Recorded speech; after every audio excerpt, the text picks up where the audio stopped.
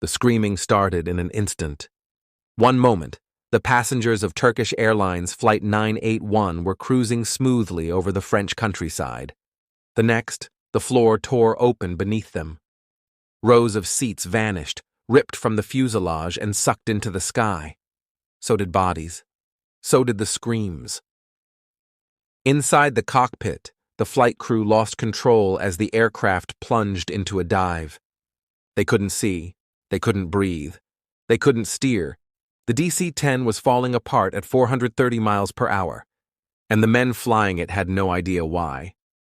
On the ground, witnesses heard a roar like thunder. Then they saw a fireball erupt over the forest, and then silence. What they didn't know, what no one knew yet, was that the cause of this devastation had been hiding in plain sight for years. A single piece of hardware, a door, one flawed design, one corporate cover-up, one explosion of consequences. This is the story of Turkish Airlines Flight 981, the worst aviation disaster the world had ever seen until the truth caught up. It was March 3rd, 1974, a Sunday afternoon. Flight 981 was scheduled to depart from Istanbul, Turkey, with a planned stop in Paris and a final destination of London. The aircraft, a McDonnell Douglas DC-10, was relatively new. Wide-bodied, fast, marketed as the future of air travel. It had only been in service for 2 years. The plane was carrying 346 people, passengers, crew, and cargo. Among the travelers were dozens of British nationals, many of them Turkish Cypriots returning to London after visiting family. There were also French, German, American, and Australian citizens aboard. It was a diverse international mix: families, business travelers, students, and children. They boarded as usual, took their seats, and buckled in. None of them would make it to their destination. Flight 981 took off from Orly Airport in Paris at 12:32 p.m. local time. It climbed to 23,000 feet, heading northwest toward the English Channel. In the cockpit were Captain Nejat Berkoz, First Officer Orhan Özsever, and Flight Engineer Erhan Öner, experienced Turkish pilots with clean records.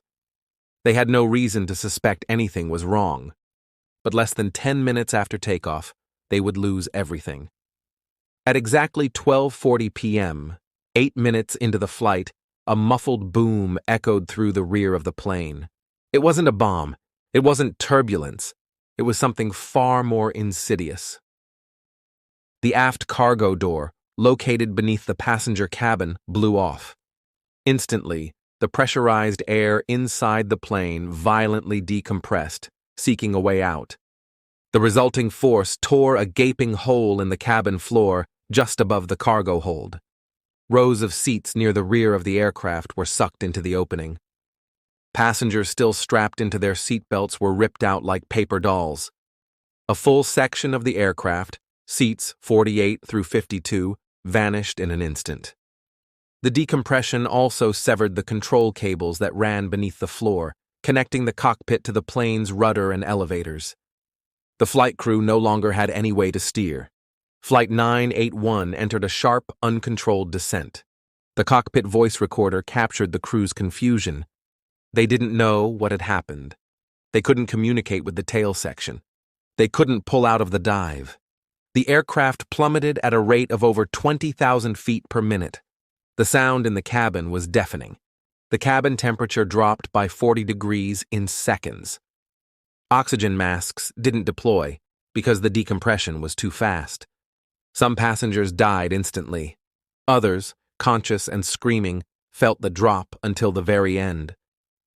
At 12:41 p.m., just 1 minute and 15 seconds after the explosion, Flight 981 slammed into the Ermenonville Forest outside Paris.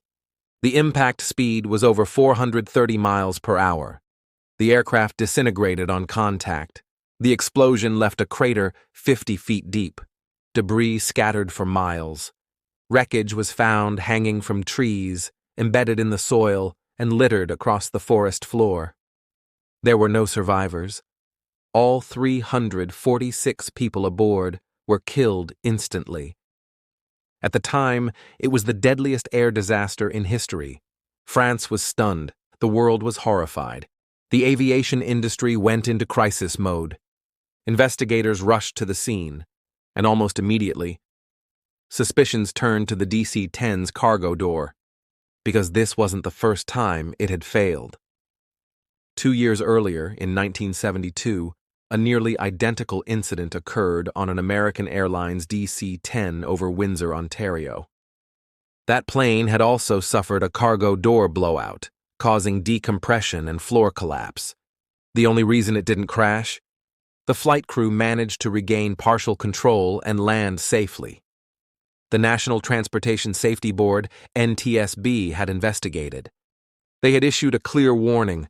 The DC-10's cargo door was fundamentally flawed. The door opened outward rather than inward. To keep it secure, McDonnell Douglas used a locking mechanism with metal latches controlled by an electric actuator. But the design was prone to failure. It was possible for the door to appear closed, even when the latches hadn't fully engaged. A simple mistake by a baggage handler, unnoticed during pre-flight, could doom the entire aircraft. The NTSB had recommended a redesign. Stronger latches, pressure vents, mechanical redundancy. McDonnell Douglas resisted. They issued minor changes. They sent service bulletins to airlines, but didn't mandate the fixes. They claimed the problem had been resolved. It hadn't. Turkish Airlines Flight 981 proved that. The cargo door on that plane had been improperly latched at Orly Airport. The locking pins didn't engage.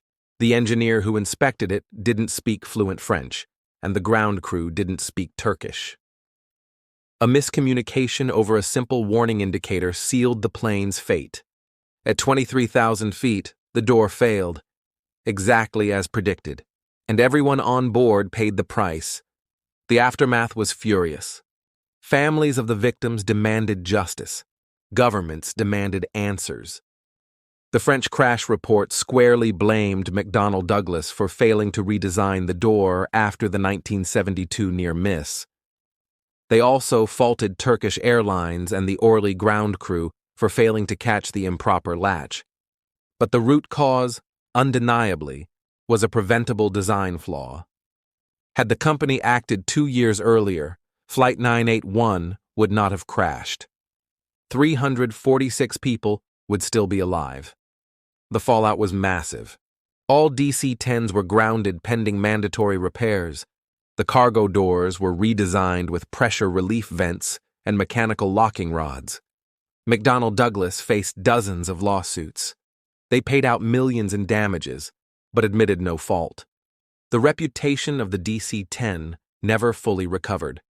And for many in the aviation industry, the crash became a defining moment in air safety regulation. The era of voluntary compliance was over. From that point on, aircraft manufacturers would be held accountable for design flaws, no matter how small. Today, few remember the name Flight 981. It was eclipsed by later disasters, Lockerbie, Tenerife, 9/11. But in the quiet woods outside Paris, the scars remain. There's a memorial near the crash site now, a stone marker, a list of names. No bodies were ever recovered intact. The force of the crash left only fragments, but those fragments changed everything. The passengers on Flight 981 never knew what hit them. They never had a chance to scream, to pray, to say goodbye. Their deaths were sudden, violent, and preventable. They died not from bad luck or sabotage, but from corporate denial, bureaucratic delay, and a bolt that didn't lock. For the aviation world, the lesson was brutal, but lasting. Sometimes, all it takes to bring down a plane is a door that looks closed, but isn't. Thank you for listening to Road to Ruins. Subscribe for more true stories where systems fail and people pay the price.